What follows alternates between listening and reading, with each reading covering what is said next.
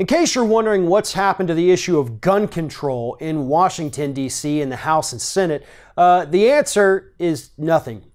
We're now a few weeks past the Parkland, Florida mass shooting, and so Republicans in Congress are already thinking, you know what, enough time has passed, we can just kick this gun control issue out the window indefinitely, and hopefully, for them, never have to get back to it. We'll just wait until the next one happens, and then we'll pay lip service, offer thoughts and prayers, and then not really do anything.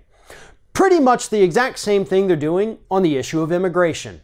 Yeah, we've got a lot of dreamers out there who are likely going to be deported soon, but if we protect them, according to Republicans, that's going to cost us in the 2018 midterms that we're already losing by 15 points on generic ballots.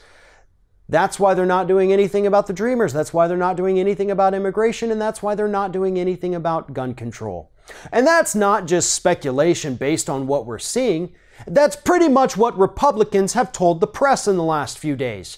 According to reports, Republicans have decided to kick the can down the road on all important issues, and instead they're focusing their energy for the remainder of this year, at least up until the midterms, on what they call messaging bills.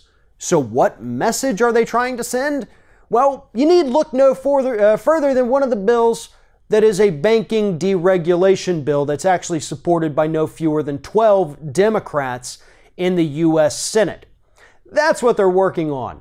They don't want to tackle real issues and real problems like people being deported by the hundreds of thousands or students being slaughtered by the dozen while they're going to school. No. They want to work on the issues that matter most to their campaign funds, which is making sure that banks keep even more money to themselves and that we loosen the laws on them a little bit so that if they want to break the law, if they want to do some of the same shady stuff that led us into the massive recession of 2007, 2008, then let's just let them do that because we're idiots anyway. That is the mentality of Republicans in Washington, D.C. First 2 months of this year, January, February, they actually kind of acted like they were going to do some stuff about some things, and then now, nothing.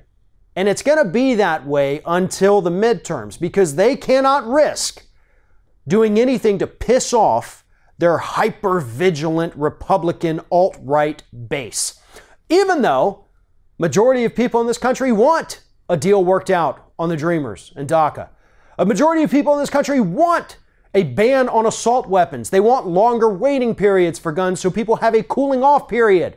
They want Congress to do something about gun control. But that tiny, slim little sliver of a margin of people who don't want those kinds of things and many others, those are the ones that Republicans are pandering to. Those are the people who make up the slimmest of the slim when it comes to minority of American voters that 100% of our Congress is now catering to.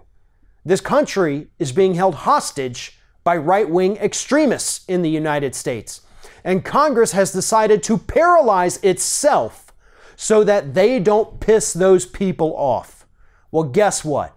You might not piss off that 2 or 3% that don't want any of this stuff to happen, but now you've gone ahead and pissed off the other 90% of us, and I can promise you that's really not going to work out too well for you in the 2018 midterms. Thanks for watching, and if you like what you see here on Ring of Fire, we encourage you to subscribe to our channel. You can see the little subscribe button down there, but if you're watching it on another device where you can't see it, go to youtube.com/TheRingOfFire, hit subscribe, be notified every time we get a new video.